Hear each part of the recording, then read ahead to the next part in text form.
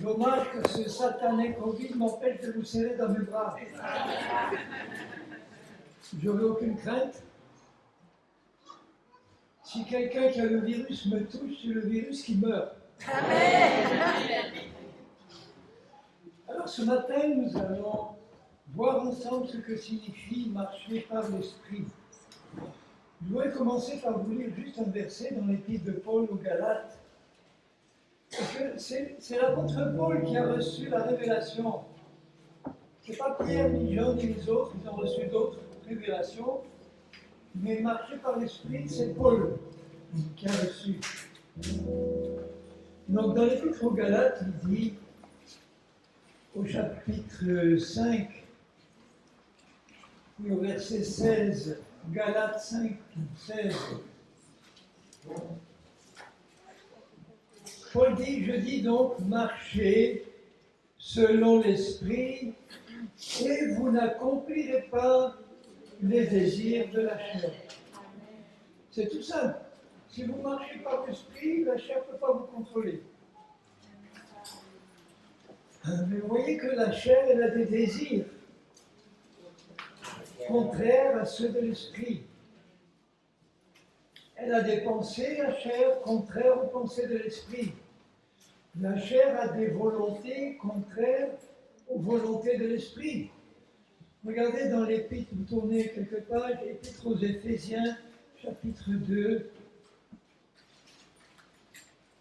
Il parle donc à des chrétiens qui sont nés de nouveau, il leur dit, chapitre 2, verset 1, vous étiez morts spirituels, par vos offenses et par vos péchés dans lesquels vous marchiez autrefois, selon le train de ce monde, selon le prince de la puissance de l'air, l'esprit qui agit maintenant dans les fils de la rébellion. Nous tous aussi, nous étions de leur monde et nous vivions autrefois selon les convoitises de notre chair. Vous voyez que la chair, elle a des convoitises. Accomplissant les volontés de la chair, elle a des volontés. Et de nos pensées charnelles, et nous étions par nature des enfants de colère, comme les autres. Est-ce que ça veut dire que la chair a disparu dans le corps des enfants de Dieu qui sont nés de nouveau? Non. Elle est toujours là dans notre corps physique. Elle a toujours des volontés, des pensées, des désirs contraires aux pensées, aux désirs de l'esprit. De quel esprit?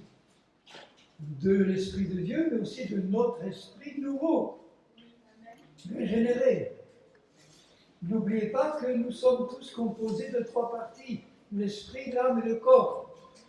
Je vais rappeler dans quelques mots ce que j'ai dit la semaine dernière, mais vous voyez ça, par exemple, tournez encore quelques pages, vous allez dans la première épître Thessaloniciens, 1 Thessaloniciens 23,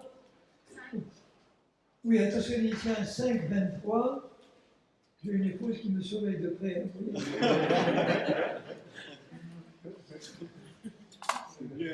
C'est bien, ma chérie, continuez.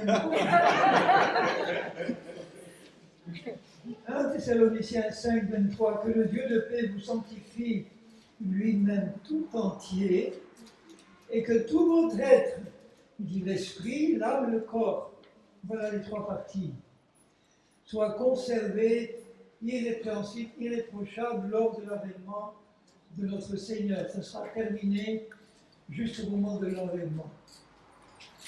Maintenant, pour vous permettre de mieux comprendre, je vais demander 3 hommes volontaires.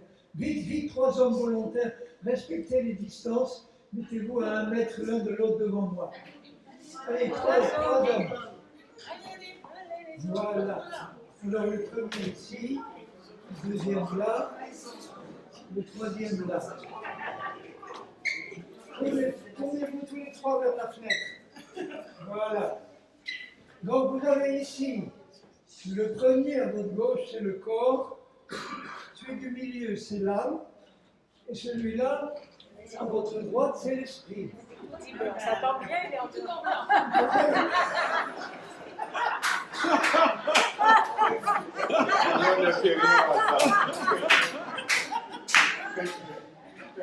Bon, alors avant la conversion, l'homme tout entier est mort dans le péché. Il vit, mais il est dans la mort spirituelle. Son esprit là, il existe, j'ose pas dire il vit, il existe dans la mort spirituelle.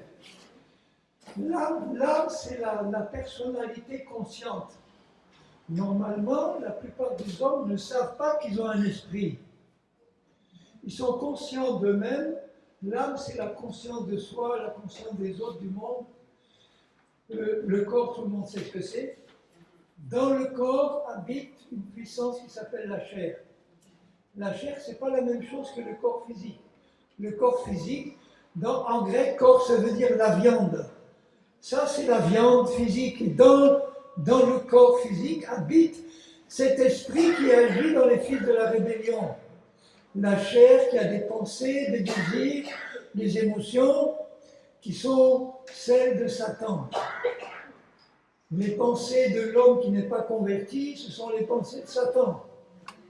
Maintenant, au moment de la conversion, cet homme-là écoute au niveau de son âme le message de l'Évangile. Le Saint-Esprit le convainc de péché, il se repent et il accepte consciemment Jésus comme son Sauveur et Seigneur. Tous ses péchés sont effacés par le sang de Jésus. Le Seigneur prend son esprit qui était dans la mort spirituelle. Il fait mourir son esprit et il le ressuscite immédiatement en homme nouveau. C'est pour ça qu'il est tout blanc.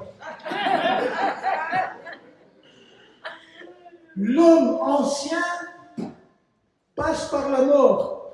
Regardez Romains 6, verset 6. Romains 6, verset 6. Paul dit ceci, sachant que vous devez savoir que votre vieil homme a été crucifié avec Christ afin que le corps du péché soit détruit. C'est une très mauvaise traduction. Le grec dit afin que le corps du péché, mais dans la pensée de Paul, c'est afin que le péché qui est dans le corps soit réduit à l'impuissance. La chair est toujours dans le corps, là. Mais il faut la réduire à l'impuissance. Elle est là, mais elle ne peut plus bouger, elle ne peut plus contrôler l'âme qui est renouvelée. Donc l'esprit devient un homme nouveau, le vieil homme devient un homme nouveau. Il ne faut pas croire que le vieil homme, c'est la chair. On enseigne ça dans certaines églises, on dit que la chair, c'est le vieil homme. Non, le vieil homme, c'est l'esprit avant qu'il passe par une nouvelle naissance. La chair, elle reste là. Ça, c'est très important. Dans les nouvelles versions de la Bible, par exemple, Second 21, il est écrit, au lieu de dire que la chair a des pensées contraires à celles de l'esprit, ils disent votre nature propre a des pensées contraires à celles de l'esprit. Le traducteur n'a rien compris, parce que la chair, là, c'est pas ma nature propre, maintenant que je suis une nouvelle création.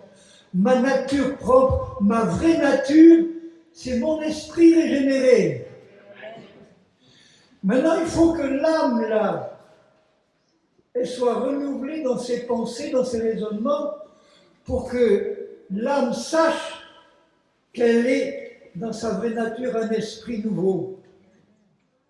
Beaucoup de chrétiens ne savent pas qu'ils ont un esprit qui est entièrement recréé à l'image de Jésus. Notre esprit est recréé à l'image de Jésus. Mais si l'âme ne le sait pas là, elle va continuer à travailler avec la chair qui est dans le corps. Et du coup, la vie de l'esprit qui est là sera bloquée dans une espèce de... Comment dire ? Elle sera enfermée dans le placard, elle ne pourra pas se manifester. Plus l'âme, les pensées sont renouvelés par la parole de Dieu, plus la vie de l'esprit peut passer au travers d'une âme régénérée et contrôler le corps qui va marcher par l'esprit et plus par la chair. Donc de plus en plus, la chair qui est là va se dire, ça va mal pour moi, je ne peux plus me manifester comme avant, parce que ce corps-là devient de plus en plus un instrument de l'esprit au travers d'une âme renouvelée. Merci mes frères, vous pouvez vous asseoir. Ça vous a peut-être permis de mieux comprendre. Dans le monde qui n'est pas dans le monde actuel, les seuls qui savent qu'ils ont un esprit, ce sont les sorciers, comme on dit, les camboiliers, les sorciers, les satanistes. Ils savent sortir de leur corps par leur esprit et faire leur ménage là, dans le royaume de Satan. Eux, ils savent qu'ils ont un esprit parce que quand ils sortent de leur esprit, quand ils sortent de leur corps, leur âme vient se mettre en accord avec leur esprit, puis ils sont consciemment dans leur esprit. Et ils vont faire leur combine là, dans le royaume de Satan, dans le monde spirituel de Satan. J'en ai connu comme ça, je m'en suis occupé dans le passé. Ils sortaient tranquillement par la puissance de Satan de leur corps.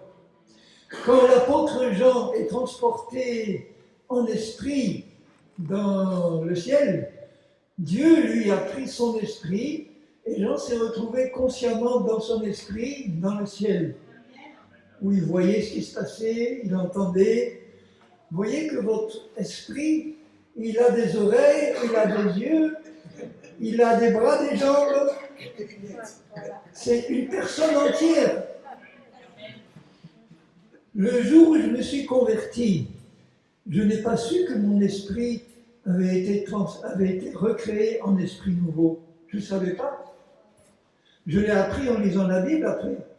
Je ne savais même pas que j'avais un esprit. Pour moi, au début, mon esprit, c'était une partie de mon intelligence qui me mettait en rapport avec Dieu. Je ne comprenais pas que mon esprit était une personne complète, entière, nouvelle.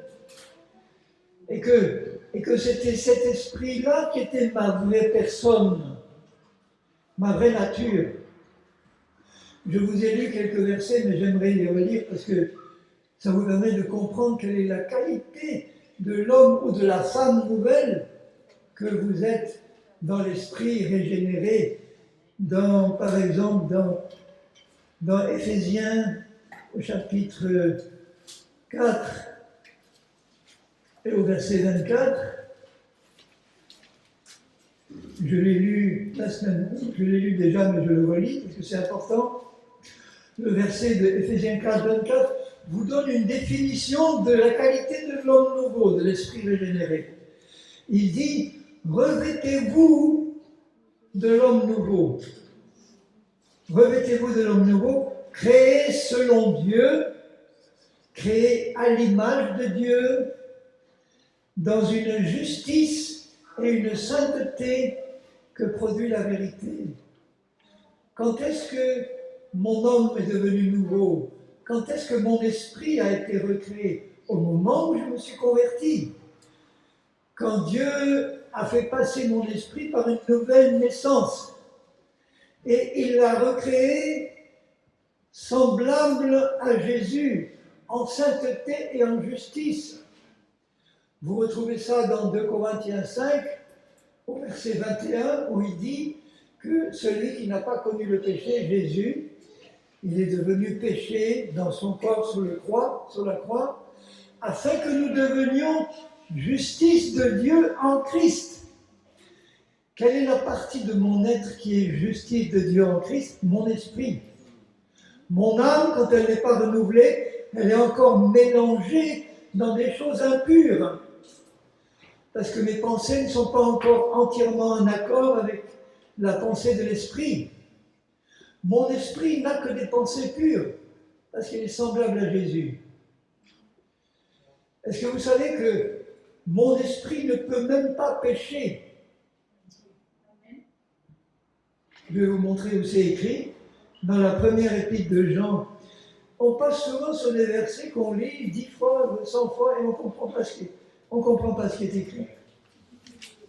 Dans la première épître de Jean, au chapitre 3,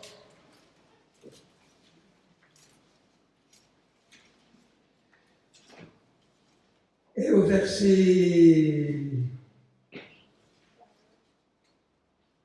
9, 1 Jean 3, 9, quiconque est né de Dieu ne pratique pas le péché. Bon, un chrétien qui est né de Dieu mais qui n'est pas encore entièrement sanctifié, il peut pécher. Il pêche encore.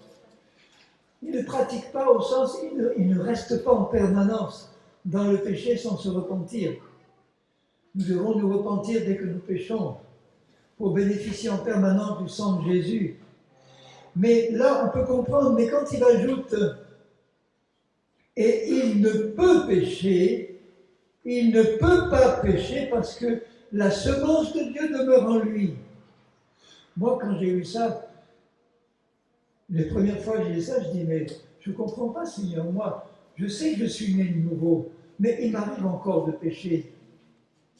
Alors, qu'est-ce que tu veux dire quand tu dis que celui qui est né de Dieu ne peut pas pécher? Après, le Saint-Esprit m'explique et il me dit, mais quelle est la partie de toi-même qui est née de nouveau? C'est ton esprit. Ce n'est pas ton âme. Ta personnalité consciente de tous les jours n'est pas née de nouveau. C'est ton esprit qui est né de nouveau. Et comme il est recréé selon Dieu, à l'image de Dieu, Dieu ne peut pas pécher par nature. Il nous a fait le cadeau d'être participants de sa vie divine. Il vous dit dans 1 Corinthiens, je vous fais voyager un peu dans la parole, parce que c'est elle qui doit toucher nos cœurs. 1 Corinthiens 6, verset 17. 1 Corinthiens 6, 17. Celui qui s'attache au Seigneur, c'est une façon de dire celui qui se convertit au Seigneur, il est avec lui un seul esprit. Il ne dit pas une seule âme, pas un seul corps, un seul esprit. Notre esprit est un seul avec Jésus. Notre esprit et l'esprit de Jésus sont un, de même que le Père, le Fils et le Saint-Esprit, en étant trois, sont un. Quand Jésus prie dans Jean 17 en disant « Père, qu'il soit un comme nous sommes un, toi et moi ». Donc il y a bien deux personnes, le Père et le Fils, trois, avec le Saint-Esprit, trois personnes distinctes qui forment un seul Dieu. Intellectuellement, on ne comprend pas ça, on doit le croire simplement. Le Père et le Fils sont un. Et il dit qu'ils soient tous un comme nous sommes un. Manifestement, nous sommes plusieurs ici. Mais tous ceux qui sont régénérés dans leur esprit, ils sont un esprit avec Christ, dans une parfaite unité. Pourquoi cette unité ne se manifeste pas? Parce que les âmes, nos âmes là, la personne du milieu là, notre personnalité consciente, elle n'est pas encore purifiée. Donc la vie de l'esprit ne peut pas passer pour que l'unité de l'esprit devienne une unité pratique, concrète. Comprenez ça? Oui. Donc quand Paul dit dans Éphésiens 4, il dit gardez l'unité de l'esprit, c'est parce qu'elle existe déjà. Je vais le relire avec vous dans Éphésiens 4.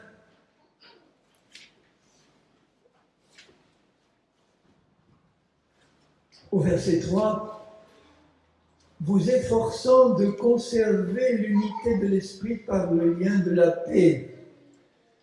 Vous efforçant de conserver, parce que l'unité de l'esprit, elle existe au niveau de nos esprits régénérés, mais si nos âmes ne sont pas purifiées par la parole de Dieu, cette unité de l'esprit-là ne va pas se manifester.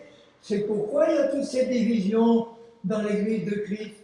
Alors les pentecôtistes qui parlent en langue, les baptistes qui ne parlent pas, il y en a qui parlent en fait. Il y a toutes ces divisions-là qui sont uniquement des divisions qui résultent d'une interprétation différente au niveau des intelligences, des âmes, une interprétation différente de la parole de Dieu. Ça crée des divisions, mais tous ces divisés-là, ils ne savent pas que leur esprit, en fait, il est parfaitement uni. S'ils le savaient, ils laisseraient tomber toutes ces fausses doctrines qui les divisent, hein, et ils prieraient Dieu de les conduire au verset 13, jusqu'à ce que nous soyons tous parvenus à l'unité de la foi. Sous-entendu, la foi dans la parole de Dieu. Si nous étions tous, au niveau de notre âme, de notre intelligence, de notre compréhension de la parole, si nous étions tous dans la même révélation de la parole de Dieu, nous serions unis au niveau de nos âmes, parce qu'il n'y aurait pas de division de doctrine, et l'unité de l'esprit deviendrait une unité de la foi, une unité concrète. C'est ça que Dieu recherche. C'est pour ça qu'il veut nous apprendre à marcher par l'esprit. Marcher par l'esprit, ça veut dire qu'il faut que dans ma marche quotidienne, au niveau de mon corps là et mon âme, il faut que ce soit mon esprit qui prenne le contrôle. Et quand mon esprit prend le contrôle, je marche en accord avec Jésus, avec la volonté du Seigneur. C'est pas difficile à comprendre tout ça. Pourquoi on ne l'explique pas dans les églises? Parce que les pasteurs ne comprennent pas. Ceux qui l'expliquent comme moi-même pendant des années. Hein. J'étais incapable d'expliquer ça parce que je n'avais pas compris. Et quand j'en ai eu assez de ne pas comprendre, j'ai dit, Jésus, il faut que tu me fasses comprendre. Et la réponse de Jésus, c'était, étudie Paul. Étudie Paul. C'est lui qui a reçu ma révélation de ce que c'est que marcher par l'esprit dans une vie crucifiée. Il dit dans Galates, alors retournez à Galates, au chapitre 5, Galates 5, verset 24, ceux qui sont à Jésus-Christ ont crucifié la chair avec ses passions et ses désirs. Ça veut dire qu'il existe une crucifixion de la chair qui est déjà accomplie en Christ, mais qui a besoin de s'accomplir concrètement par l'apprentissage de la marche par l'esprit, pour rendre la chair impuissante. La chair, elle est déjà crucifiée en Christ, mais si au niveau de mon âme, je ne connais pas la vérité, la chair va continuer à me contrôler, bien qu'elle soit crucifiée en Christ. Il faut donc que j'apprenne comment marcher selon mon esprit. Vous voyez, quand Jésus dit à ses disciples, si le grain de blé ne meurt, si le grain de blé ne meurt, il faut que le grain de blé meure. Mais ça veut dire quoi? Pour que la vie de Dieu se manifeste. Si vous prenez un grain, une semence quelconque, en général, il y a dedans, il y a un germe, et autour, il y a une coquille, il y a quelque chose qui enferme le germe, pour le protéger. Bon. Et quand on plante la graine, ce n'est pas le germe qui meurt, c'est la coquille. Il faut que la coquille disparaisse, pourrisse, pour que le germe qui est dedans puisse sortir. Le germe, c'est l'esprit vivant. La coquille, c'est l'âme et le corps qui sont contrôlés par la chair. Quand ça tombe dans le sol et que ça commence à pourrir, quand l'œuvre de la croix se fait pour mettre à mort tout ce qui doit être mis à mort, à ce moment-là, le germe qui est dedans, l'esprit, peut commencer à sortir le bout de son nez et à se manifester, jusqu'à ce qu'il produise pleinement d'abord le début de l'étape, ensuite l'épi complet avec la semence 30, 40, 60. Il faut que la coquille là disparaisse, qu'elle meure. C'est clair? Vous voyez que les choses de Dieu sont toutes simples dans le fond. Je suis sûr que si on expliquait ce que je viens de vous dire là, aux nouveaux convertis, le premier jour de leur conversion, leur vie serait changée. Ils iraient beaucoup plus vite dans la sanctification. Parce qu'ils comprendraient que leur vraie nature, c'est leur esprit. Et non, mon esprit, je ne le vois pas. Mon esprit, je ne le sens pas. Qu'est-ce qui m'a appris que j'avais un esprit? C'est en étudiant Paul, en étudiant la parole de Dieu. Et en comprenant la réalité invisible. Et ensuite, une fois que je l'ai comprise, en croyant ce que Dieu dit là, dans sa parole. Un autre passage dans l'Épître aux Colossiens, après Philippiens, Colossiens chapitre 3, où il dit au verset 9, « Ne mentez pas les uns aux autres, vous étant dépouillés du vieil homme. » Or, le vieil homme, il est mort. Il a été remplacé par un homme nouveau. Mais le vieil homme avait conditionné, influencé mon âme et mon corps.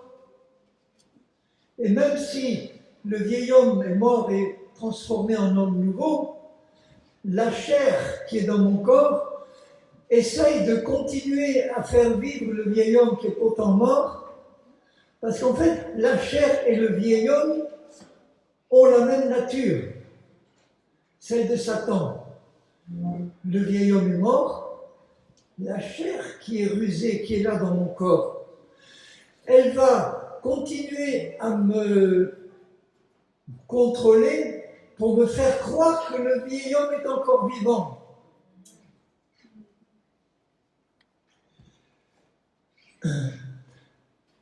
J'étais une année dans un certain pays où ils boivent du rhum, ici aussi on en boit, modérément. Et on a été invité dans une famille, un couple. Après le mari est parti au travail, on est resté avec la sœur. On a parlé un moment et dans mon cœur je me disais, mais cette sœur elle est vraiment spirituelle. J'ai rarement rencontré une sœur spirituelle comme elle. Et au moment de partir, elle me dit, frère Henri, j'ai un problème, j'aimerais ton conseil. Je dis, c'est quoi ton problème? Elle me dit, j'ai un problème avec l'alcool. Ah, j'étais étonné qu'une sœur spirituelle comme ça, elle a un problème avec l'alcool. Elle me dit, quand je vais au supermarché, c'est instinctif, je prends ma bouteille de rhum, je ne suis jamais ivre, je ne me saoule pas, mais j'ai un lien avec ce rhum-là et j'ai besoin de ma rasade de temps en temps. J'arrive pas à m'en passer. J'ai tout fait, j'ai prié, j'ai jeûné. Impossible. Comment régler ça? Alors je lui dis, mais ce besoin de boire, il vient d'où? Elle me dit, il vient de moi là-dedans. Je sens en moi un besoin de boire qui me pousse à boire et je n'arrive pas à contrôler ça. Ça vient de moi. Alors je dis, de quel moi tu parles? Elle ne comprenait pas ma question. De quel moi? Mais de moi là, dedans. De quel moi tu parles? Elle me dit, ah, je comprends ce que tu veux dire. Ça vient de mon vieux moi. Parce que je suis né de nouveau. Donc, mon moi nouveau, il n'aime pas boire. Mais mon vieux moi, il veut toujours boire. Alors, je lui dis, il y a un problème là. Tu as deux moi contraires en toi. Un vieux moi qui veut boire, un nouveau moi qui ne veut pas boire. Moi, j'ai enseigné la psycho à l'université. Et en psycho, quand quelqu'un a deux personnalités contraires en même temps, il a un problème. Schizophrène. Or, nous ne sommes pas des schizophrènes spirituels. Alors, je lui ai expliqué, je lui ai dit, non, ce n'est pas ton vieux moi qui aime boire. Parce que ton vieux moi, il est mort et enterré avec Christ. Il est transformé en nouveau moi. Mais au niveau de ton âme, de ta personnalité, tu es encore contrôlé par un mensonge. C'est la chair dans ton corps qui aime boire. Et elle, pour pouvoir continuer à te contrôler, elle t'a fait croire que c'est toi qui aimes boire. Mais c'est elle, la chair, qui te communique son envie de boire. Et une fois que tu crois que c'est toi qui as envie de boire, elle te tient. Parce que tu ne peux pas être libéré de ton envie de boire si tu crois que c'est toi. Ou alors il faut que tu meurs. Une fois que tu es morte, dans le ciel, tu n'as plus envie de boire. Alors tu vois comment elle travaille, la chair? Elle te fait croire que ces envies-là sont les tiennes. Elle te les communique, et une fois qu'elle te les communique, tu es lié. Comme c'est une sœur intelligente, elle a tout de suite compris. Elle me regarde avec un grand sourire et elle me dit « Ça y est, je suis délivré de l'alcool. »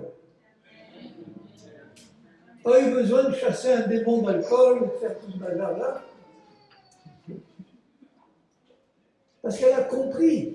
Je lui dis, tu sais, tu vas encore ressentir le besoin de boire, parce que la chair est toujours dans ton corps. Mais maintenant que la lumière s'est faite, que tu as compris que ce n'est pas toi qui as envie, c'est une étrangère qui habite dans ton corps, qui te communique son besoin. Mais maintenant que tu connais la vérité, quand le besoin de boire va venir, tu vas dire, ce n'est pas moi qui ai envie de boire, c'est toi l'étrangère qui habite dans mon corps. Et maintenant, je ne te laisse plus me contrôler. Parce qu'en tant que fille de Dieu, maintenant, je sais que ma vraie nature, elle, est semblable à Christ. Et Christ n'est pas lié par la boisson. Et je suis semblable à lui maintenant que j'ai compris que ma vraie nature, c'est l'esprit. Alors maintenant, je vais vous montrer un autre exemple pratique. Là, vous voyez, je suis au milieu. Imaginez que cette estrade-là représente la croix. À votre gauche, là, ici, tout ce qui est à votre gauche, c'est le royaume de Satan. Tout ce qui est à votre droite, c'est le royaume de Dieu. Pour entrer dans le royaume, si un être humain veut entrer dans le royaume de Dieu, il doit passer par la porte obligée de la croix. Personne ne peut rentrer dans le royaume de Dieu sans passer par la mort et la résurrection de Christ à la croix. Quand Christ est mort, nous sommes tous morts avec lui. Quand il est ressuscité, nous sommes tous ressuscités. Maintenant, qu'est-ce qui est passé du royaume de Satan au royaume de Dieu? En premier, c'est mon esprit. Mon esprit est passé du royaume de Satan par la croix dans le royaume de Dieu. Mais si ma personnalité consciente n'est pas encore renouvelée, elle est encore contrôlée par la chair dans le royaume de Satan. Et je vais être là, dans le royaume, dans mon âme, en train de lutter contre la chair pour essayer d'éviter qu'elle me contrôle. Et je ne vais jamais y arriver. Pour ça, il faut qu'au niveau de mon âme, je passe moi aussi maintenant par la foi de l'autre côté, pour rejoindre mon esprit par la foi. De réaliser que tout ça se passe au niveau de mon intelligence.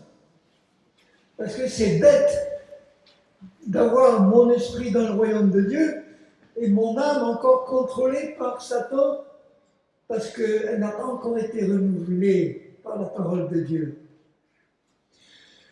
En métropole, je suis allé visiter une fois un grand aquarium avec certains de mes petits-enfants.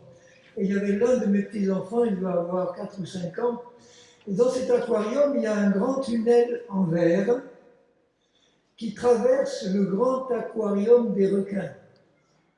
Alors c'est un peu impressionnant parce qu'on traverse l'aquarium, mais autour on voit, de l'autre côté du tunnel, on voit les requins. Et le petit, il s'accroche à moi et me dit, grand-père, regarde, il y a une bête là, le requin. Il y avait tout près de la vitre, il y avait un requin, il nous regardait. Le requin était à quelques centimètres de nous, mais entre le requin et nous, il y avait une vitre épaisse. Bon, je lui ai dit, mais tu risques rien, il y a une vitre blindée là. D'accord, la vitre est blindée, mais le petit, lui, il voyait le requin à quelques centimètres, il préférait partir parce qu'il n'était pas rassuré. Si je lui avais dit, s'il avait pensé dans sa tête qu'il était en danger, parce qu'il y avait une méchante bête à quelques centimètres là, il aurait essayé peut-être de lutter contre, ou il est de s'enfuir, au lieu de réaliser qu'il y a là un vitrage blindé où il ne risque rien. Le vitrage blindé, c'est la croix, le requin, c'est Satan, et dans le tunnel, je suis dans le royaume de Dieu. Mais sur la terre, de l'autre côté de la vitre, je vois l'ennemi qui est tout près là. Et si au niveau de mon âme, je m'imagine ou je crois que je suis dans l'aquarium avec le requin, je vais passer ma vie à courir pour essayer de l'éviter sans réaliser qu'il y a une vitre blindée entre lui et moi. Ce qui est franchement idiot. Il y a des chrétiens qui passent leur temps à lutter contre la chair au lieu de se mettre de l'autre côté de la vitre blindée par la foi en disant maintenant là où je suis, tu ne peux pas passer. Vous voyez que tout le combat, toute la lutte se passe au niveau d'une âme qui n'est pas encore dans la vérité. Une fois que je suis dans la vérité, je sais qu'entre la chair et moi, il y a le passage infranchissable de la croix. Ce n'est pas mon esprit qui a un problème, c'est au niveau de mon intelligence, de mon âme. Quand elle n'est pas renouvelée par la vérité, je vais continuer à croire le mensonge, que je suis dans l'aquarium avec le requin, ou bien je suis dans le champ clos avec un méchant taureau là au milieu, et que je passe mon temps à courir pour l'éviter, alors qu'en fait, Dieu m'a transporté de l'autre côté de la barrière. C'est la vérité qui libère. Amen. La vérité qui libère. Donc, au niveau de mon âme maintenant, au niveau de ma personnalité consciente, quand je commence à étudier la vérité dans la parole de Dieu, à réaliser que mon esprit est déjà passé dans le royaume de Dieu, où lui, il est assis en Christ dans les lieux célestes, à la droite du Père, à un endroit où ni les démons, ni Satan, ni la chair ne peuvent entrer pour me contrôler dans mon esprit. Impossible. Satan ne peut pas se mettre à la droite de Dieu avec moi pour me contrôler là où je suis dans mon esprit. Mais si mon âme, là au milieu, n'est pas renouvelée, si je continue à croire à des mensonges, la chair qui est dans mon corps va continuer à exercer sa puissance. Plus la vérité se fait au niveau de mon âme, plus je comprends la vérité, plus je déménage par la foi dans le royaume de Dieu pour m'identifier à ma vraie personne. Pour ça, j'ai besoin de renoncer à moi-même. Quand je dis à moi-même, c'est-à-dire à la personne que j'étais avant. C'est ça le plus dur. Parce que les chrétiens sont tellement conditionnés par tout leur passé, par l'image qu'ils ont d'eux-mêmes dans leur âme. Dans leur âme, ils se voient pauvre petit chrétien minable, qui n'a jamais rien fait de bon, qui attend impatiemment le retour du Seigneur pour être délivré de tous ses problèmes. Et Satan a réussi à le persuader qu'il ne fera jamais rien de bon, à le culpabiliser, à lui garder les yeux fixés sur tous ses défauts, ses problèmes, ses insuffisances. Ça, c'est le travail de Satan et de la chair. Le travail du Seigneur, c'est d'ouvrir les yeux de son entendement, les yeux de son entendement, oui, pour qu'il puisse savoir, comprendre la vérité et croire. Une fois que dans mon âme, j'ai commencé à comprendre que mon esprit était ma vraie nature, que mon esprit est ma vraie nature, que mon esprit avait été recréé à l'image de Jésus, que mon esprit ne peut pas pécher, que mon esprit est en Christ, et que j'ai médité ces vérités et j'ai commencé à les croire. C'est ça que j'appelle déménager dans l'esprit par la foi. C'est croire que je suis dans ma vraie nature ce que je suis déjà dans l'esprit. Je suis une personne nouvelle. Aide-moi, Seigneur. Ma prière au début, c'était aide-moi, Seigneur, à bien comprendre ça et surtout à ne pas l'oublier. Parce que dès que j'oublie la vérité, je coule. Dès que j'oublie qui je suis, la chair reprend son contrôle aussitôt. Je ne dois pas oublier, je ne dois pas arrêter de croire 377, 7 jours par semaine et 24 heures. Je ne dois pas arrêter de croire que je suis une nouvelle créature en Christ, que je suis semblable à Christ, que je suis justice de Dieu en Christ. Le diable, il va se moquer de moi, il va dire, tu dis que tu es justice de Dieu en Christ, mais regarde comment tu viens de traiter ta femme, ou ton mari, ou telle autre personne. Regarde ce que tu viens de faire là. Tu viens de pécher grossièrement, et tu prétends être justice de Dieu en Christ. Je lui dis, Satan, il faut que je te rappelle la vérité, parce que tu la connais très bien. La vérité, en fait, d'accord, je suis tombé, j'ai péché, mais j'ai confessé mon péché, le sang de Jésus m'a effacé mon péché. Mais je n'ai pas oublié Satan, et je te rappelle qu'en Christ, je suis une nouvelle créature. Et je suis en train d'apprendre à marcher selon cette nouvelle nature que je suis en Christ. Ça s'apprend. Ça s'apprend comment? Mais regardez dans Éphésiens, au chapitre 4, au verset 17. Voici donc ce que je dis et ce que je déclare dans le Seigneur. Il parle donc à des chrétiens nés de nouveau. Hein. C'est que vous ne devez plus marcher. Marcher, ça veut dire dans votre vie de tous les jours. Tu vas à la boulangerie, tu vas au travail, tu vas faire du sport, tu marches dans la vie. Vous ne devez plus marcher comme des païens qui marchent selon la vanité de leurs pensées, sous-entendu charnel. Donc il parle à des chrétiens, et s'il leur dit à ces chrétiens, vous ne devez plus marcher comme des païens, c'est qu'il est possible encore à des chrétiens de marcher comme des païens. On en connaît tous, à commencer par vous-même, par moi-même. Au début de notre conversion, quand on ne connaît pas du tout la vérité, on continue dans beaucoup de domaines à marcher comme des païens. J'ai connu même beaucoup de chrétiens qui marchaient un temps dans la fidélité, qui ont rétrogradé, qui sont retombés dans le monde, et ils sont retombés pires que des païens. Mais ils étaient malheureux comme des pierres. Parce qu'un pécheur, un païen qui pêche, il n'est pas malheureux, c'est sa nature. Mais un chrétien né de nouveau qui rétrograde et qui pêche, il est malheureux. Et le Seigneur, il fait tous ses efforts pour le ramener dans la bergerie. Amen.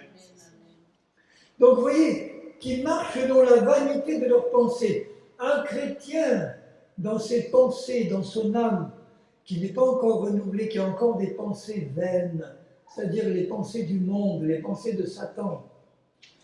Quand Pierre essaye d'empêcher Jésus d'aller à la croix, il dit « Ah Seigneur, à Dieu ne plaise, tu n'iras pas mourir sur une croix. » Jésus lui dit « Arrière de moi, Satan, tes pensées sont celles des hommes. Mes pensées charnelles sont celles de Satan. » La chair, c'est une antenne de Satan dans mon corps.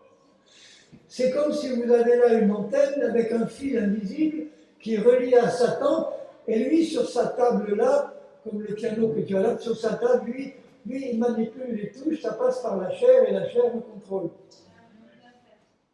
C'est comme ça que ça se passe.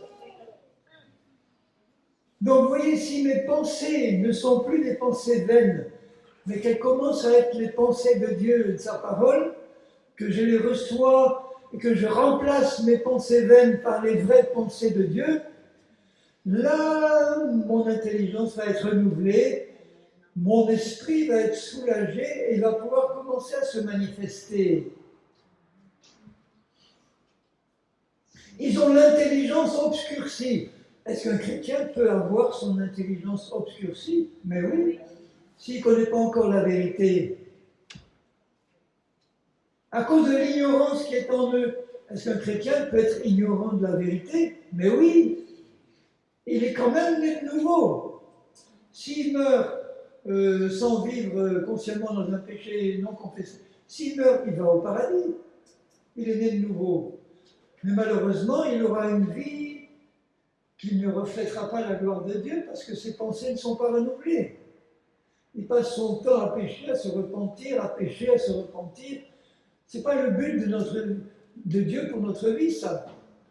Merci Seigneur pour la repentance, mais il veut nous apprendre à pécher de moins en moins et à vivre de plus en plus en accord avec la vie de l'esprit, avec ce que je suis en réalité dans mon esprit.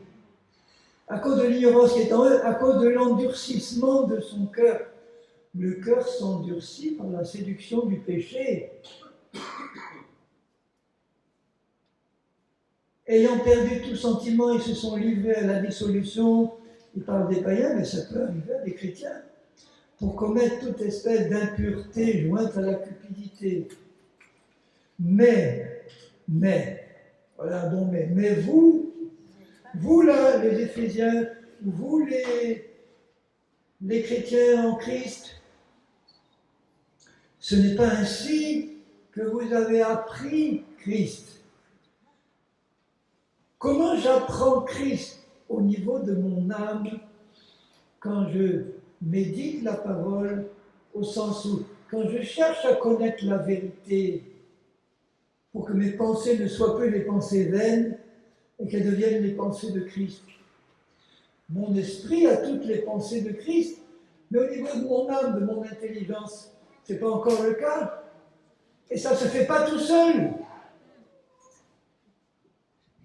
Il faut que mon âme soit confrontée à la parole et à l'action de l'esprit pour qu'elle se renouvelle régulièrement. Non pas pour être sauvé, non pas pour que je sois sauvé, puisque je le suis déjà, mais pour que je puisse marcher par l'esprit et plus par la chair. Si du moins vous l'avez entendu, entendre Christ, c'est entendre des messages qui sont en accord avec la parole, c'est comprendre la parole écrite éclairée par le Saint-Esprit, c'est entendre la petite voix de l'Esprit qui habite en moi et qui me parle constamment. Est-ce que vous savez que le Saint-Esprit nous parle constamment? Mais nous, on ne l'entend pas constamment. Parce qu'on s'imagine qu'il faudrait l'entendre audiblement. C'est la petite voix de l'Esprit qui travaille dans mon âme pour me donner des convictions qui viennent de Dieu, pour me donner des pensées qui viennent de l'Esprit, qui sont en accord avec la parole de Dieu. Le Saint-Esprit parle constamment d'une manière ou d'une autre. Si du moins vous l'avez entendu, et si conformément à la vérité qui est en Jésus, et moi j'ajoute en sa parole aussi, puisqu'il est la parole, c'est en lui que vous avez été instruits. Mon âme a besoin d'être instruite. Mon âme a besoin d'apprendre la vérité. C'est la raison pour laquelle il est important que nous tous individuellement, nous ayons à cœur d'être instruits par Christ, c'est lui notre maître, par le Saint-Esprit qui est aussi un enseignant, pour que cette parole écrite devienne vivante dans mon cœur, dans mon âme. Un disciple, c'est celui qui désire apprendre de son maître. Et le maître, il désire de tout son cœur enseigner ses disciples. J'ai été enseignant et je sais que c'est une joie pour un enseignant d'enseigner quand il voit des disciples qui désirent être enseignés. J'ai connu des étudiants qui avaient les moyens, mais ils avaient les moyens intellectuels, mais ils ne voulaient pas apprendre. Alors que j'ai connu des étudiants qui n'avaient pas les mêmes moyens, mais qui désiraient apprendre, Moi, j'étais prêt à leur consacrer tout mon temps pour qu'ils réussissent à comprendre et à apprendre.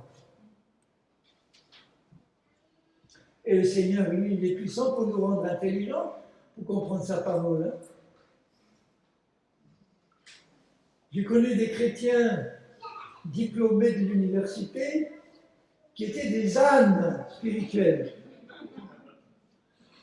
Et des frères gitans qui savaient à peine lire, aucun diplôme ni rien, qui étaient remplis de l'intelligence spirituelle de Dieu.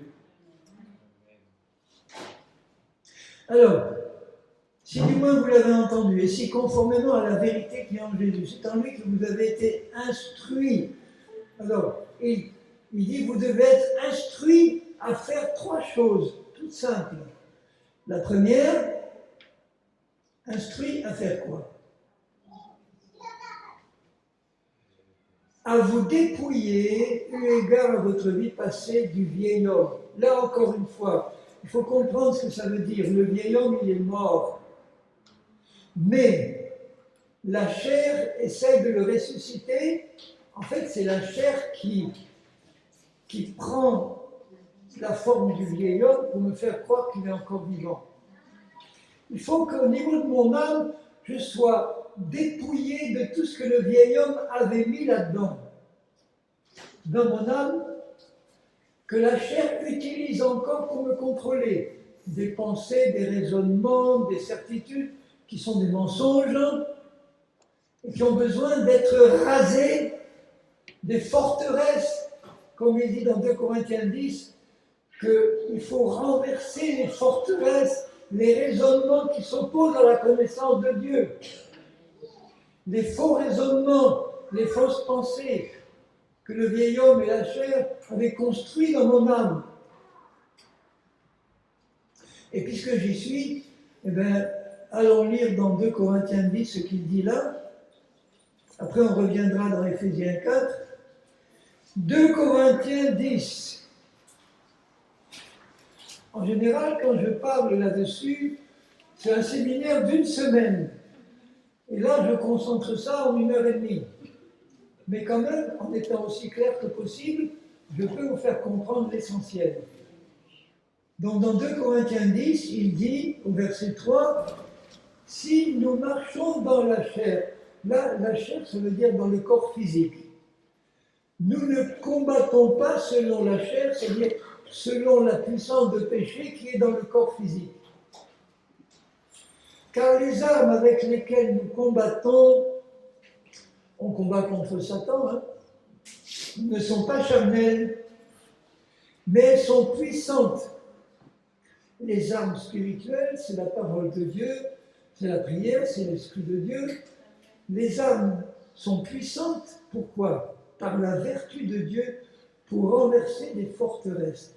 Les forteresses, c'est celles que le vieil homme, avant de mourir, et la chair, après, ont construit dans mon âme pour me séparer de Dieu. Normalement, une forteresse, c'est un endroit qu'on construit pour s'abriter contre les ennemis.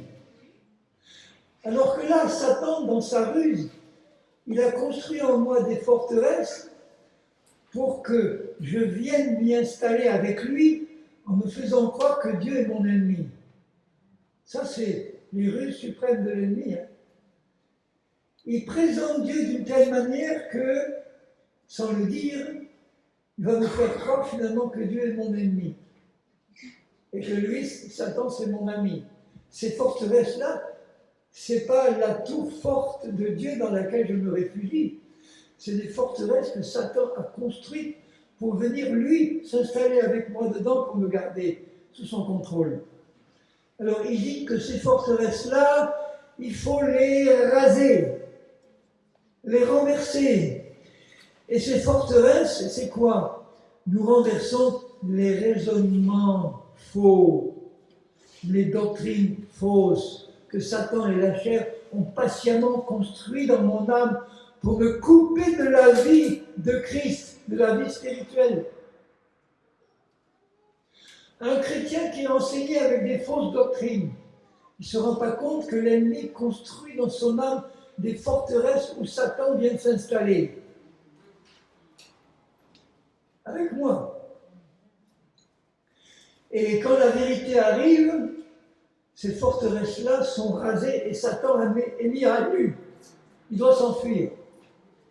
Alors, les raisonnements, toute hauteur qui s'élève contre la connaissance de Dieu. C'est quoi ces hauteurs-là? C'est des pensées, des raisonnements, des doctrines. Et nous amenons toute pensée captive à l'obéissance de Christ. Voilà l'enseignement que mon âme doit recevoir. Qu'à mesure que la vérité vient à moi, soit par mon étude de la parole, soit par les messages que j'entends, tout autre moyen qui vient de Dieu, à ce moment-là, les forteresses qui étaient là dans mon âme sont rasées, et Dieu construit la tour forte, la tour de David, dans laquelle je viens me réfugier avec Christ, et là, l'ennemi ne peut pas venir me déloger de cette position-là. Alléluia.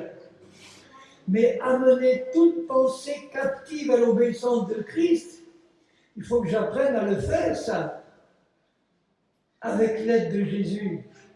Maintenant, si je reviens à Éphésiens 4, il dit, je relis,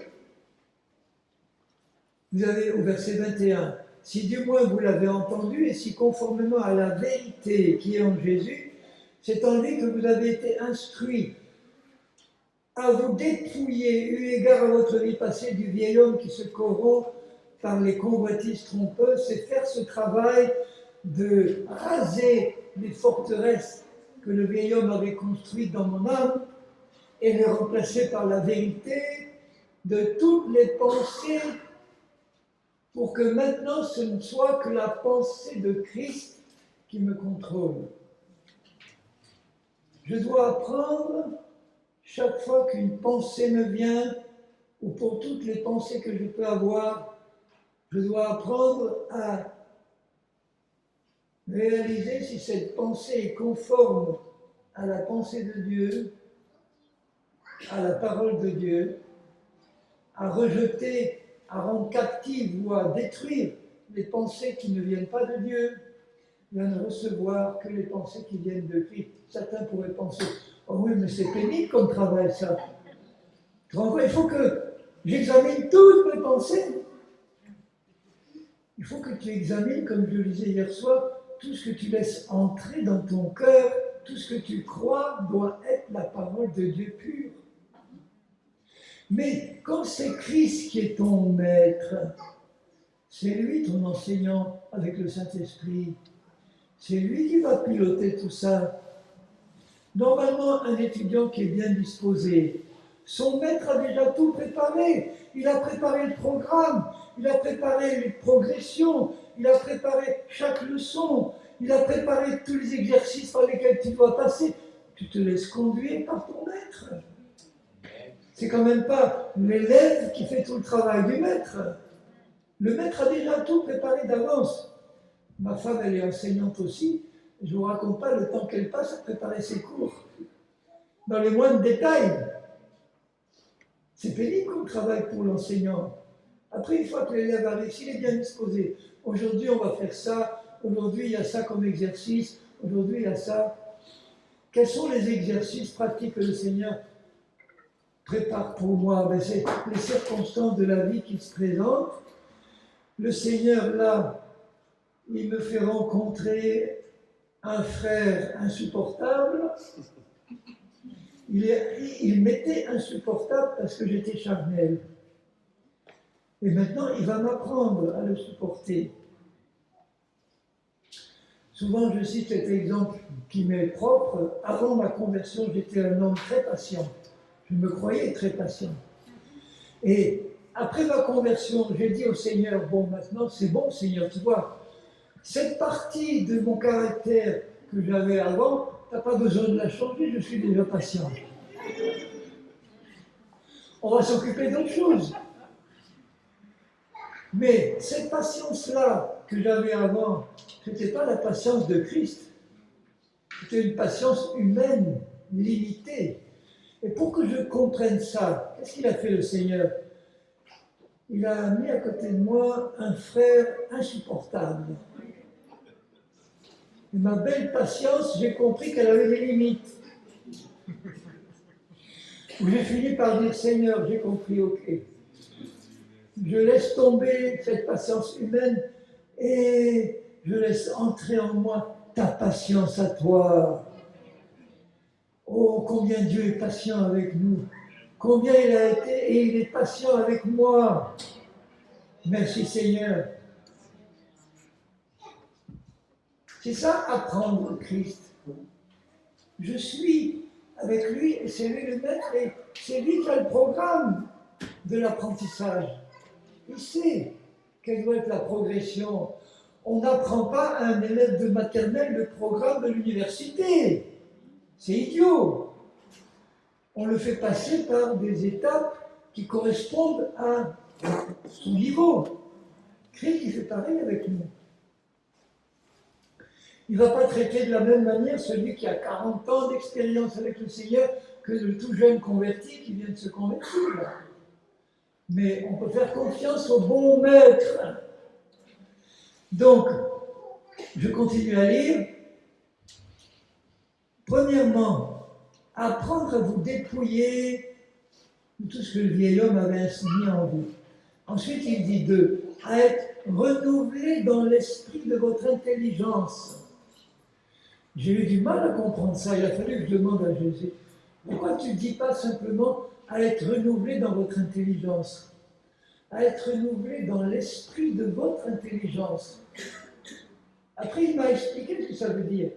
Il m'a dit, tu vois, ton intelligence, tes pensées, elles peuvent être contrôlées par deux esprits différents. Par la chair, qui est un esprit satanique qui habite dans ton corps, ou par l'Esprit de Dieu qui habite dans ton esprit. Au niveau de ton âme, c'est-à-dire de ton être conscient, tu reçois diverses pensées différentes. Des pensées qui viennent de ton esprit, qui sont les mêmes que les pensées du Saint-Esprit, des pensées qui viennent de la chair qui habite dans ton corps et qui sont les pensées de Satan. Tout ça vient au niveau de ton âme et ça se télescope là. Et tu dois apprendre, il dit maintenant, tu dois apprendre à être renouvelé dans l'esprit de ton intelligence.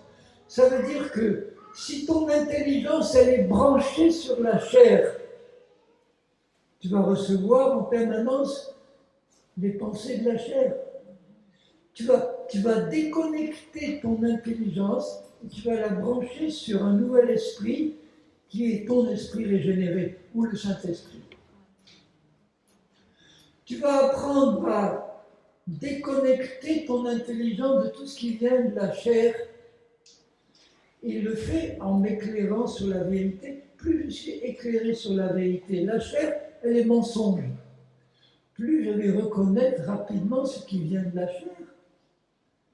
C'est à vous que je citais, je crois, la dernière fois, l'exemple du banquier qui, au niveau de la Banque européenne, il y a des équipes de spécialistes qui conçoivent les billets de banque.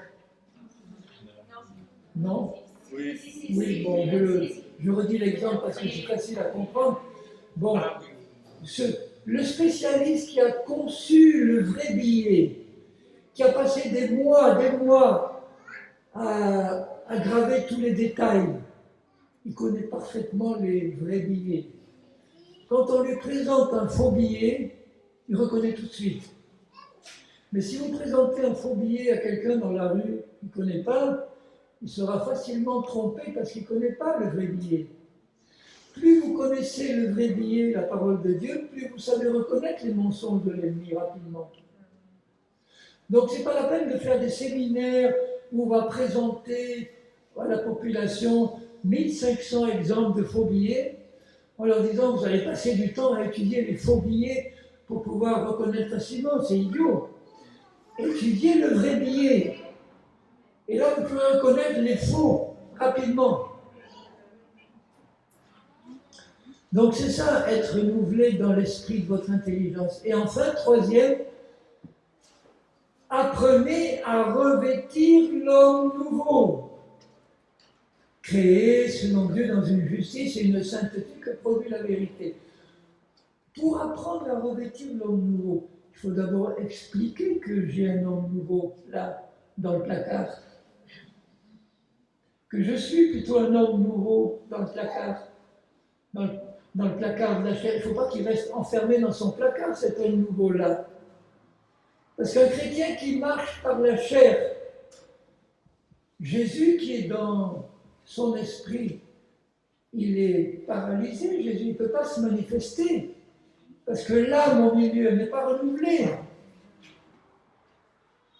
Et plus l'âme est renouvelée, plus Jésus et mon esprit nouveau peuvent se manifester.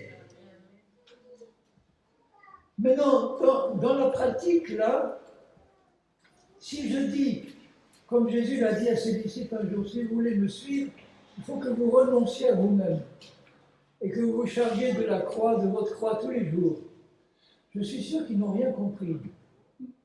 Parce que si vous dites à quelqu'un, il faut que tu renonces à toi-même pour suivre Jésus.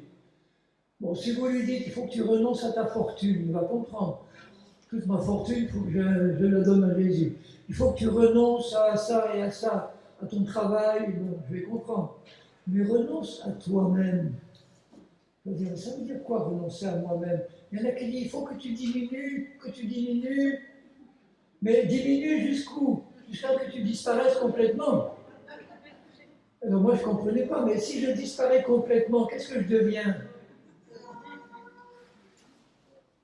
Je ne peux pas disparaître complètement si je ne comprends pas que je suis une nouvelle créature, que j'ai un nouveau moi qui, lui, n'est pas appelé à disparaître, mais à se manifester. Donc quand Jésus dit « renoncez à vous-même », ça veut dire au niveau de ton âme, il faut que la personne que tu as toujours été dans ta tête, que tu réalises que cette personne-là, elle doit disparaître parce que Dieu t'en a donné une nouvelle qui est semblable à lui. C'est au niveau de ton âme qu'il faut réfléchir à ça. Au niveau de ton âme, par exemple, tu réalises que tu as des qualités et des défauts. On a tendance à mettre un peu les défauts sous le tapis et à mettre en avant les quelques qualités qu'on a. Alors voilà. Ça, c'était moi avant. Je me croyais rempli de qualités, mais quelques défauts, je les manifestais qu'en privé. Mais les qualités et les défauts qu'on a dans notre nature humaine, ça n'a rien à voir avec ce que nous sommes dans l'esprit en tant que nouvelle personne. La personne nouvelle que vous êtes dans l'esprit, elle n'a rien à voir avec la personnalité que vous êtes encore dans votre âme. C'est le jour et la nuit. La nouvelle personne, elle est semblable à Jésus en tout point. La personne que vous êtes encore dans votre tête, au niveau de votre âme, il faut que vous appreniez à y renoncer par la foi en disant « ça, c'est pas mon vrai moi. Ça, c'est pas moi. Mon vrai moi, il est semblable à Jésus. » Si vous voulez savoir ce que vous êtes dans l'esprit, regardez dans les évangiles la description de Jésus, ce qu'il faisait, comment il parlait, son amour, sa sagesse. Il vous a donné ça dans votre esprit. Vous êtes semblable à lui, un seul esprit avec lui. Ah, mais c'est tellement révolutionnaire ça. Quand j'expliquais ça à un frère très charnel, un cher frère, un ami, mais malheureusement il était encore, mais très charnel, mais il était né de nouveau. À cause du fait qu'il était charnel, il vivait sous une culpabilité permanente, parce que Satan arrivait à le culpabiliser en disant « regarde comme tu es charnel, regarde ». Et lui, le pauvre, hein, il savait qu'il était né de nouveau, mais il ne savait pas exactement ce que ça voulait dire. Il pensait qu'il était seulement que ses péchés étaient pardonnés. Mais ce n'est pas que ça, c'est une nouvelle naissance. Donc quand je lui ai expliqué, Bible en main, je lui ai dit « écoute mon frère, je vais t'expliquer que tu as un esprit dedans, qui est ta vraie nature, et que ton esprit, il est semblable à Jésus, et je lui ai montré Ephésiens 4, 24, 2 Corinthiens 5, 17, Colossiens 3, etc. Je voyais qu'il m'écoutait. Et à un moment donné, il s'est fâché. Il m'a regardé et il m'a dit « Tu blasphèmes !» Je dis « Comment je blasphème ?» Tu devrais savoir que nous, chrétiens, nous sommes des pauvres pécheurs et que nous le serons toute notre vie, mais que nous sommes sauvés par grâce. Mais, donc, pour lui, dans sa tête, il était sauvé par grâce, mais il devait rester un pauvre pécheur, sauvé par grâce toute sa vie. Si tu crois que dans ta nature, tu es un pauvre pécheur, tu vas te comporter comme un pauvre pécheur pourri, tout en étant né de nouveau. Si tu commences à croire que ta vraie nature, ce n'est pas celle d'un pécheur pourri, c'est celle d'une fille ou d'un fils de Dieu né de nouveau en Christ. Et quand au niveau de ton âme, tu commences à recevoir cette vérité et tu commences à le croire, hein, malgré ce que tu peux être encore dans la pratique, que tu commences à croire ta vraie nature, c'est une nouvelle création en Christ, semblable à Jésus. Tu commences à le croire, c'est en croyant que l'homme nouveau se manifeste dans ta vie pratique. Et j'ai appris à le croire. Et maintenant, quand je vais quelque part, je rentre au supermarché, si je n'oublie pas la vérité, je sais que c'est un fils de Dieu né de nouveau qui entre là. C'est pas un pécheur pourri. Et qu'en tant que fils de Dieu nouveau, né de nouveau, je suis disponible pour le Saint-Esprit, pour faire les œuvres de Christ. Hier, on priait avec mon épouse avant de partir pour la journée. On dit « Sers-toi de nous, Seigneur ». On s'arrête dans une boulangerie pour acheter 2 sandwichs. Et je dis à la boulangère, elle me dit « Patientez un peu, il faut les faire ». Je lui dis « Mais je ne suis pas pressé, je ne suis pas stressé ».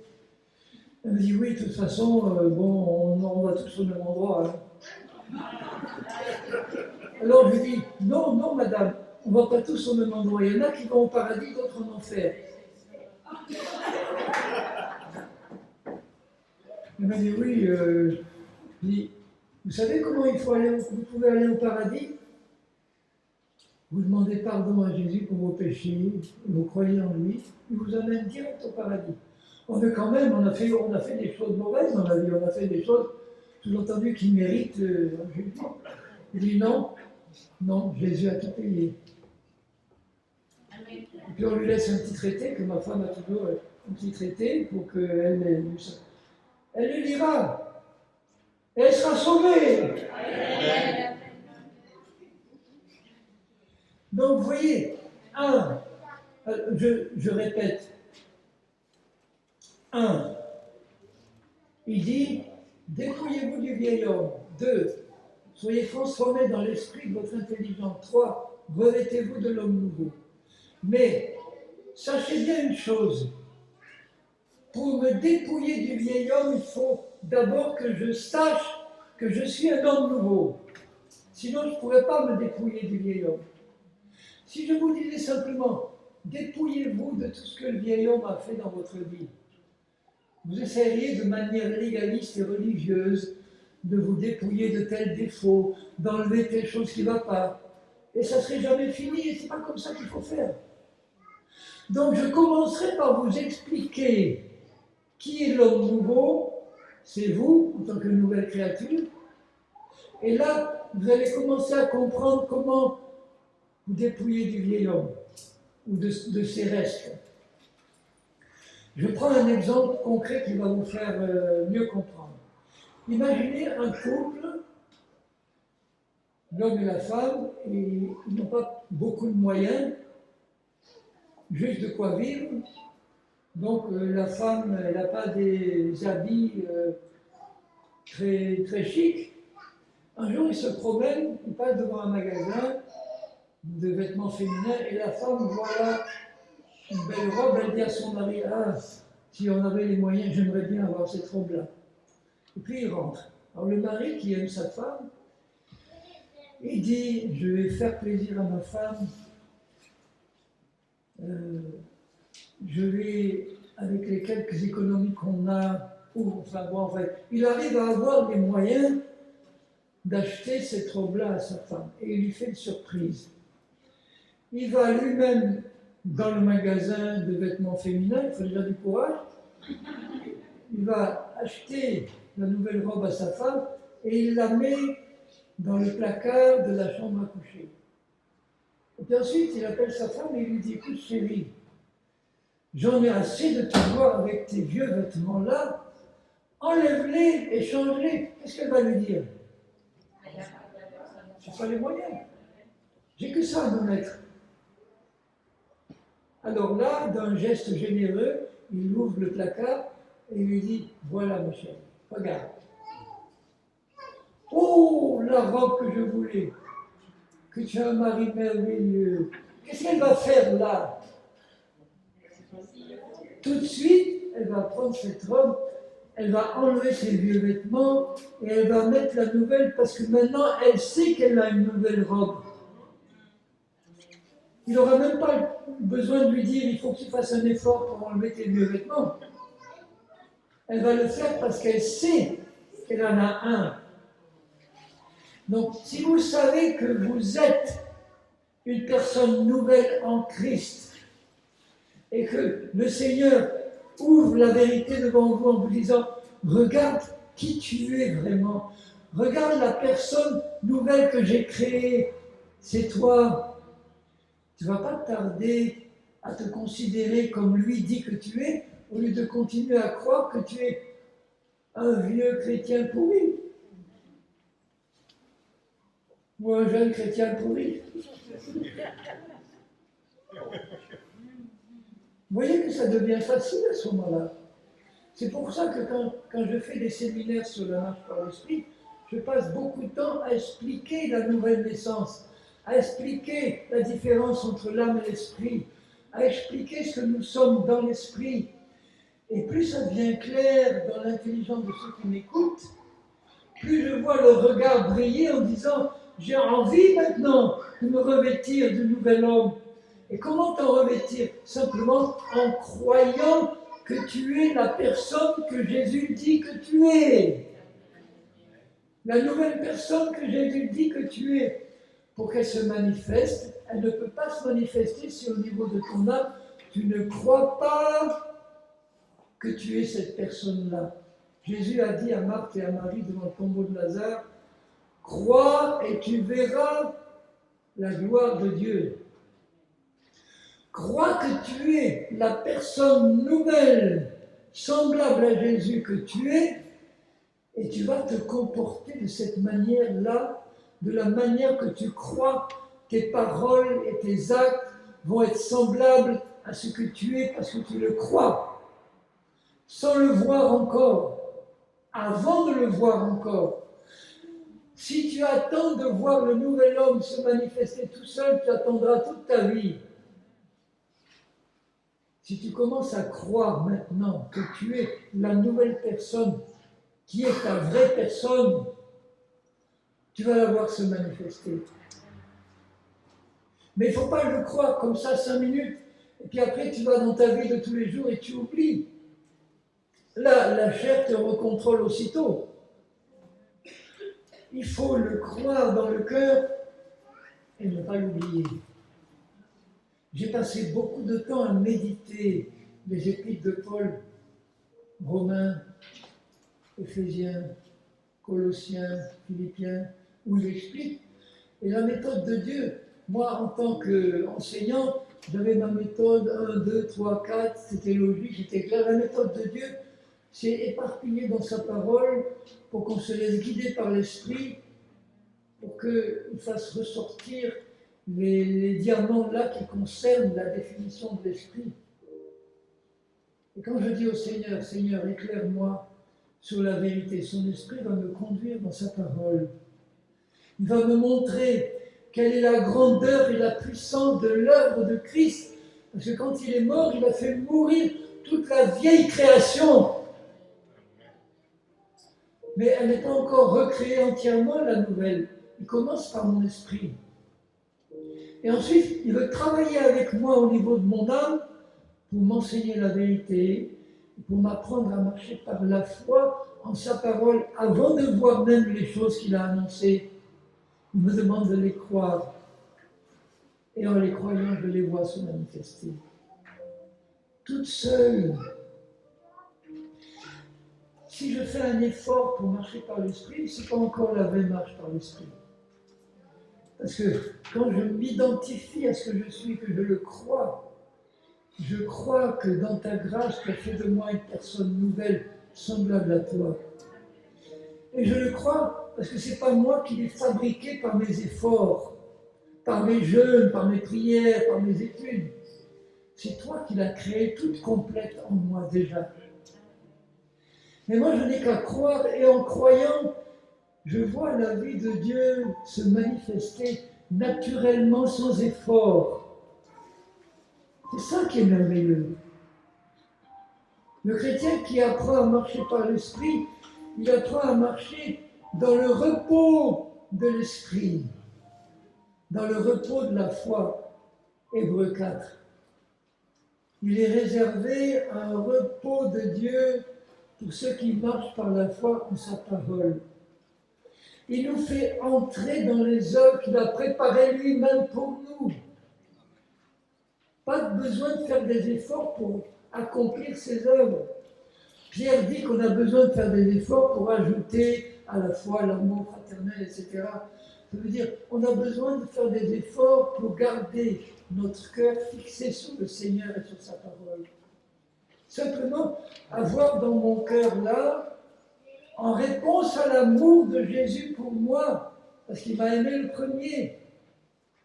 Donc, ça déclenche dans mon cœur, en retour, de l'amour pour lui, et je dis, Seigneur, j'accepte de travailler avec toi dans ce programme de sanctification de mon âme, de purification de mon âme, parce que je veux que, dans le temps qu'il me reste à vivre sur cette terre, je veux que la nouvelle nature que tu as créée en moi, elle puisse se manifester, parce qu'au travers de ça, c'est toi qui vas te manifester. Et c'est de ça que l'Église a besoin. Elle a besoin que le Jésus qui habite en moi, dans mon esprit, puisse, au travers de mon esprit, quand il se manifeste, au travers d'une âme renouvelée par la parole, à ce moment-là, c'est Jésus qui se manifeste. Et c'est lui qui est glorifié. Et je le remercie parce que dans son plan merveilleux, il n'a pas voulu me mettre de côté. Il a voulu me transformer à son image pour que de l'intérieur, il puisse se manifester au travers de quelqu'un qui est semblable à lui. Ton plan est merveilleux, Seigneur. Afin que toute la gloire te revienne à toi.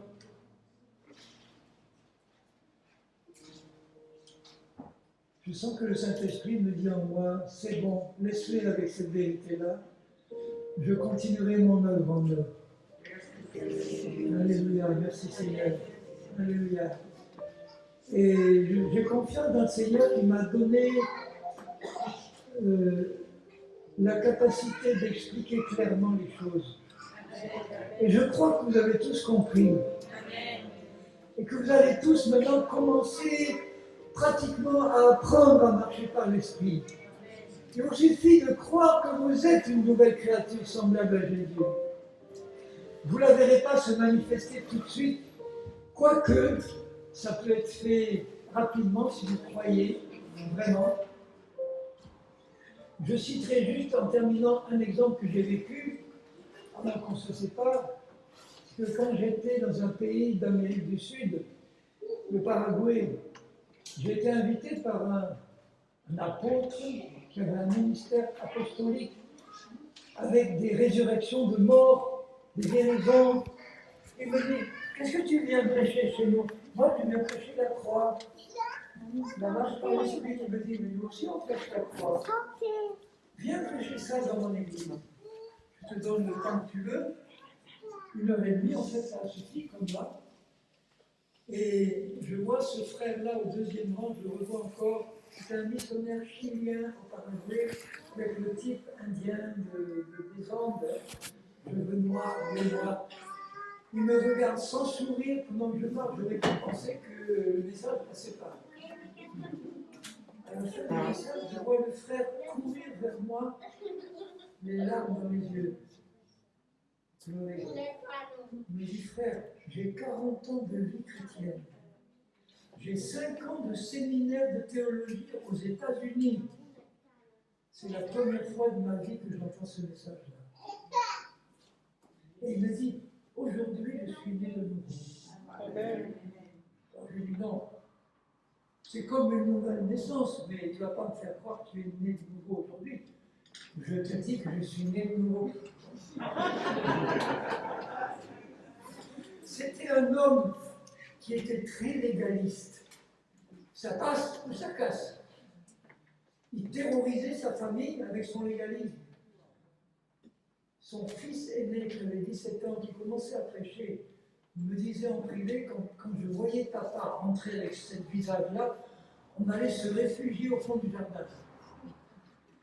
Et j'ai vu la dernière réunion, le fils qui dit à tout le monde, vous savez, j'avais un père, maintenant j'ai un ami. Et cet homme-là, qui a compris le message que je viens de vous donner là aujourd'hui, il l'a cru, il a été transformé du jour au lendemain. Le lion rugissant est devenu un 12 agneaux. Au point que quand il est rentré dans la réunion, sa femme ne l'a pas reconnu. Elle ne l'a pas reconnu. Elle a dit, mais tu n'es pas mon mari, toi. Après, quand elle a vu la qualité de la transformation, elle l'a repris. Mais je vous assure, elle voulait faire chambre à part.